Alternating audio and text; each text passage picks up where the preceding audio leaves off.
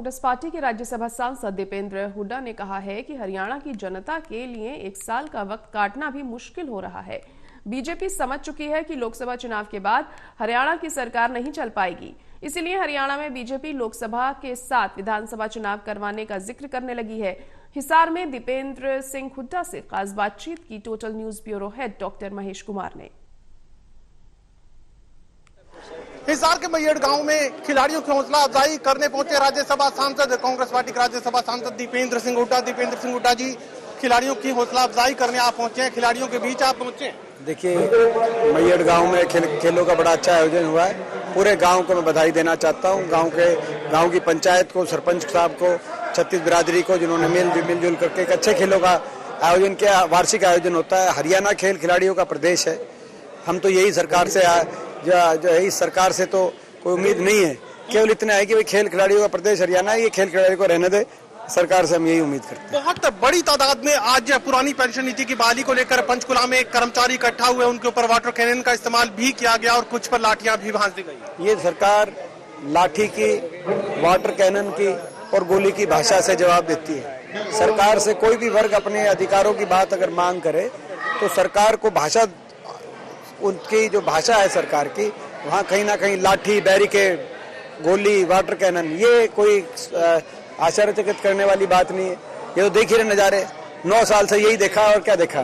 पूर्व मुख्यमंत्री ओम प्रकाश चौटाला, कांग्रेस पार्टी को लेकर उनके मन में कुछ जो संभावनाएं हैं वो नजर आ रही है। आज भी वो कह रहे थे कि राजनीति में संभावनाएं बनी रहती है, कांग्रेस पार्टी से नजदीकियां चाहते हैं। देखिए, चौटाला साहब हमारे बुजुर्ग है, मैं उनकी इज्जत करता हूँ, लेकिन जहाँ तक कांग्रेस पार्टी की बात है, कांग्रेस पार्टी 90 के 90 हलकों में बहुत अपने आप सक्षम है, अपने आप मजबूत है और इसीलिए ऐसी कोई गुंजाइश मुझे नजर नहीं आती। प्रधानमंत्री की आर्थिक सलाहकार परिषद की एक रिपोर्ट सामने आई है जिसमें यह कहा गया कि हरियाणा अपराध में नंबर 1 पूरे देश में और इसके अलावा 27% महिलाओं के खिलाफ जो हिंसा है उसमें बढ़ोतरी हुई है। देखिए, ये प्रधानमंत्री की जो रिपोर्ट आई है और ये गृह मंत्रालय के माध्यम से आई है, तो पहले जब बेरोजगारी की रिपोर्ट में आया था कि हरियाणा में सबसे ज्यादा है, तो मुख्यमंत्री जी ने कहा था कि भाई ये जो है कांग्रेस ही प्रभावित कर रहे हैं। तो मैं पूछना चाहता हूं कि मोदी जी की गृह मंत्रालय यानी कि अमित शाह के माध्यम से रिपोर्ट जो बनी है, इसमें क्या मोदी जी को कांग्रेस वाले कह रहे हैं या कोई क्या अमित शाह को कांग्रेस वाले कह रहे हैं कि भाई ये जो कानून व्यवस्था में सबसे हरियाणा फिसड्डी पाया गया,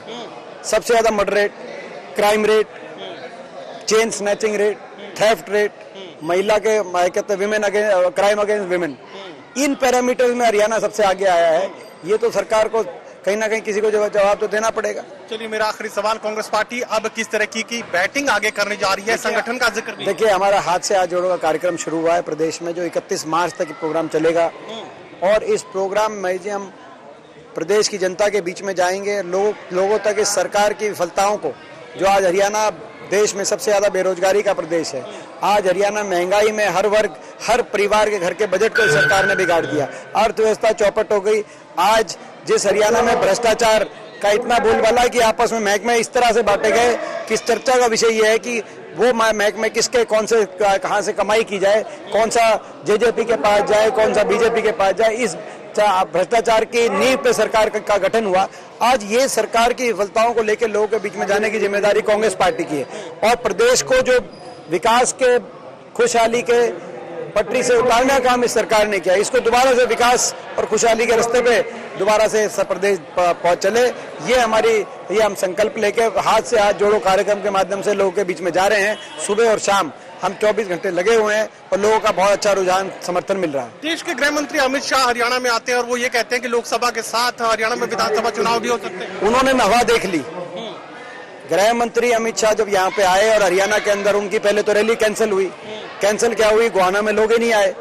उसके बाद फिर जिस तरीके से वो हरियाणा में आके उनको समझ में आ गया कि लोकसभा चुनाव में लोग बीजेपी सरकार, हरियाणा खट्टर सरकार के पंजे उखाड़ने का काम करने के लिए तैयार हैं और तभी उन्होंने कहा कि भाई एक साथ चुनाव की तैयारी करो। उनको पता है ये सरकार उसके आगे नहीं चल पाएगी और इसीलिए 1 साल का समय रह गया।